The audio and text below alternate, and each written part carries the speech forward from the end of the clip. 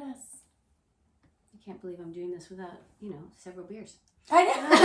Well, we can change that real quick. I know. I'm champagne. We are the housing happy hour. I know, we don't have anything in our hands. I know. What do we do with our hands? I mean, if you ladies want to drink, I can pop the button. I know. Unfortunately, I can't. Okay.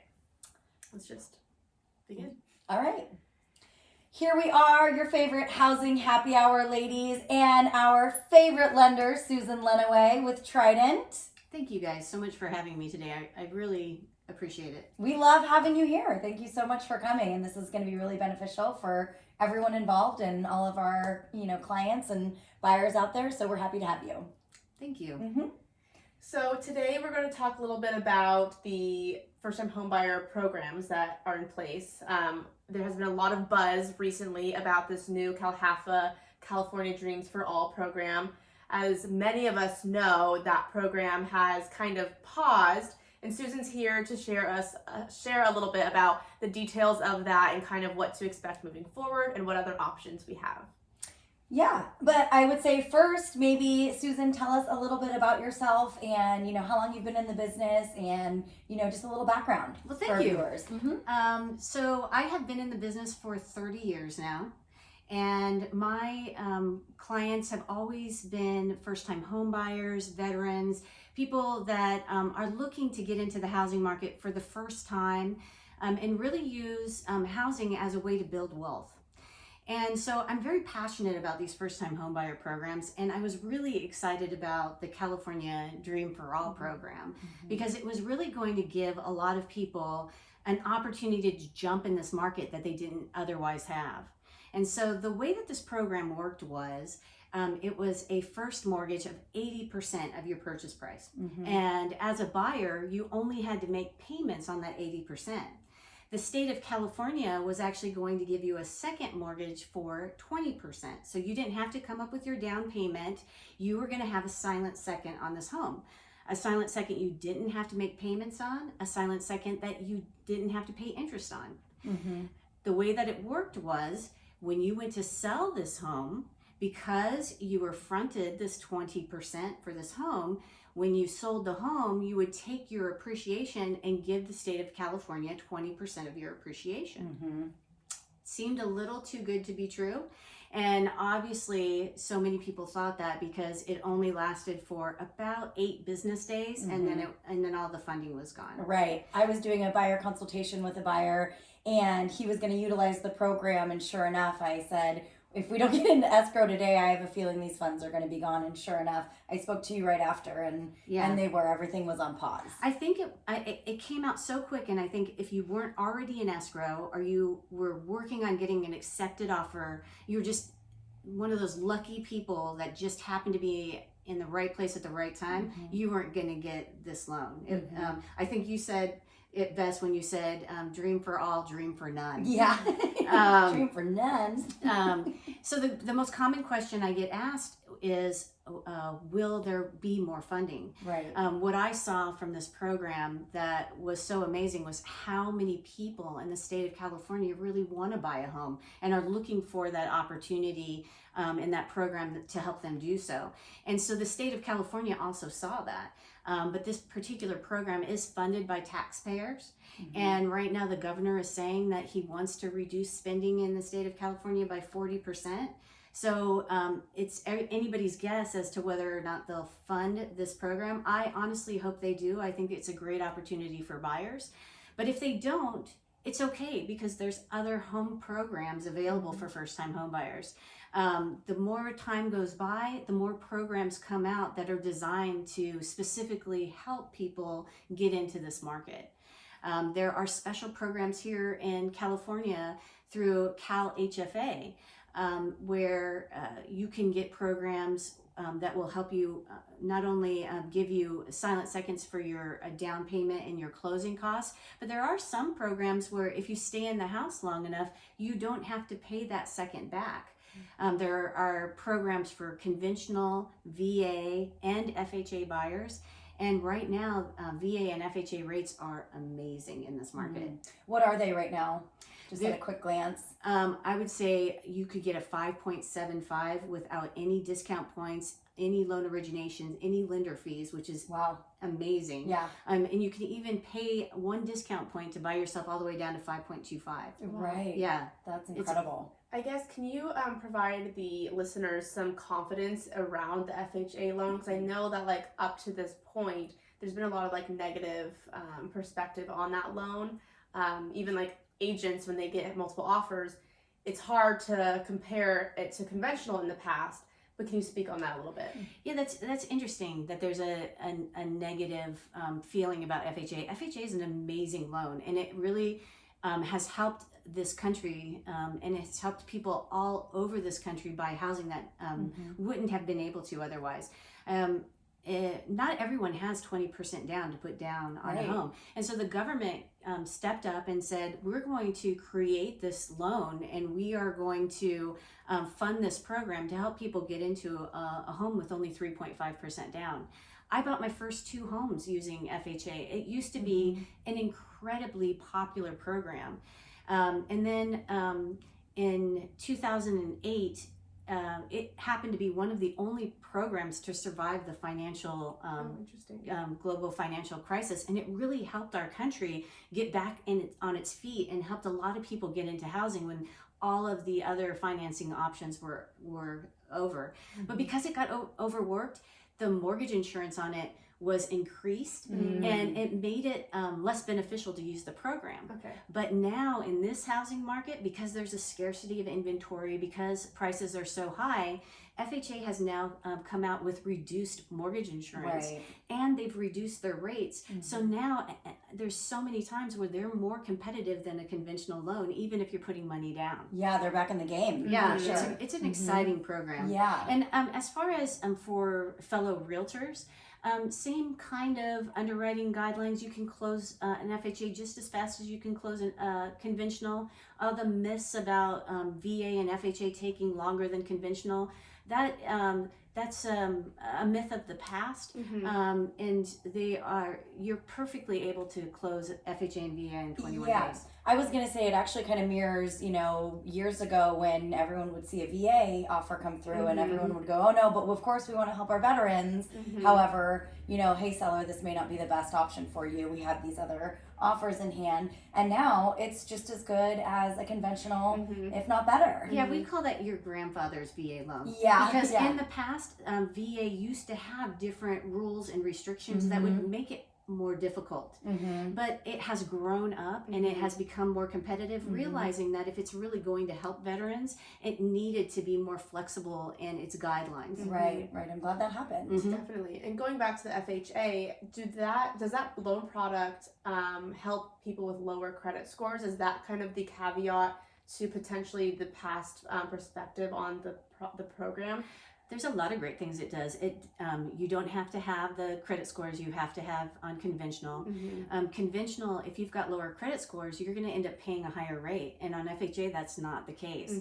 You can go a little higher on your ratio. And what that means is you can spend a little bit more money on housing than you would be if you were using a conventional loan. And here in San Diego especially, housing is very expensive, and so you need some flexibility. You need to be able to make the choice of, hey, I think I can make this payment. FHA allows you to go a little bit higher on your housing expenses than the conventional loans. And then the other thing is that you only have to put 3.5% down. Right. And that's incredibly helpful, because if you're renting right now, it's really expensive to rent. It's really hard to save money. Definitely. So FHA allows you to get into a home without putting 20% down, build the equity so that you take that FHA house, sell it, use your equity to put 20% down on your next one. Exactly. And that's the beauty of that product. Definitely. I mean, I think we're all of the mindset that, real estate is going to be our biggest asset and the biggest way for anybody to build their wealth. And I mean, I fully stand behind it. And my home, luckily, has helped me, get into a position here where I probably wouldn't have been able to be. Totally. Absolutely. Absolutely. Yeah.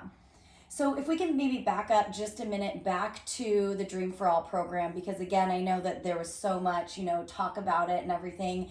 there was also, people who were confused of, did the money run out, or was it just maybe oversaturated and did too many people get into it? And do you think it will come back?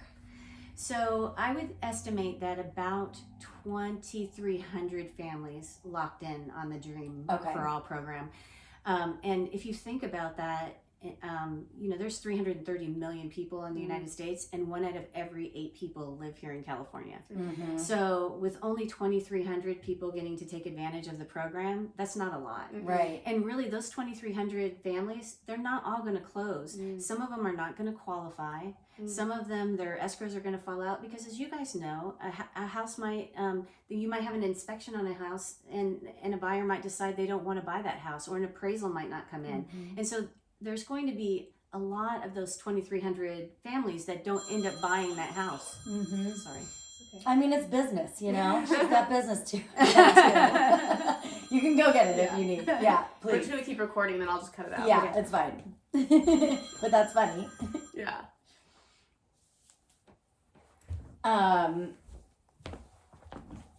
Okay, do you want to do that part again? Oh, that's okay. We'll just keep kind of rolling with it. Okay. And then also, in addition to that, like, what were some of the stipulations of this? Like, we know that there was the home buyer had to take a home buying class, and that could also come into account with them actually being in escrow, and now all of these people needing to get in for these certain classes, and now they won't be able to because there's not enough space or time. Yeah, there was an overwhelming response to this program, and this program was unique in that so many of the first-time homebuyer programs require you to take a first-time homebuyer class. Mm-hmm. Some of them are great, some of them not so much. Mm-hmm. But with this program, you had to take 2 homebuyer classes, and the problem was so many people were interested in it that they were all taking the classes, and the people that were actually locked in to get this loan couldn't get into the classes, and because they couldn't get their first-time homebuyer programs done in time, the sellers were starting to back out on them because they couldn't close escrow in time. And so that's the overwhelming response that Cal HFA has been working with on this program, and the reason why we all hope that it's financed by the state of California, but we just have no idea at this point. Right. So that money that goes back into the account, per se, from these escrows that don't close, what happens to that? Do you know any intention? So we as lenders inquired about that, hoping that they would put it back out there for other consumers to be able to take advantage of. But we've seen no response so far that they will do that. So at this point, our hope is that it will be refunded. The program will be refunded by the state of California. But because if you think about it, it's 20% of a person's purchase. It's a lot of money. And if the taxpayers themselves don't believe in this program, I don't see it being refunded. But home ownership is an important part of the American dream. And if my kids can't afford to buy a house in the state of California, that's problematic for California. And so my optimistic side of me hopes that the state of California will fund an incredible program like this. Yeah, I think it's important to note too that the state of California wants wants consumers in homes. They want people to buy because they do see, obviously the advantageous, possibilities for every person, and then thus, making our state really thrive as far as funding goes and all of that. So I think that obviously they see the benefit and will hopefully reinstate something similar, if not the Dream for All, moving forward. But I think that would be really helpful for everybody. And again, there are still other programs available. Each program is unique in itself. There are special programs available just for first responders. There are special programs for healthcare workers and teachers. And so what my suggestion would be is if you are out shopping for a home, the first thing you should do is talk to a trusted lender, get pre-approved. It's free. There's no obligation, and get a plan in place before you even start shopping for a home. That way you can find the home loan that is best for you and is going to actually help you build wealth in the future.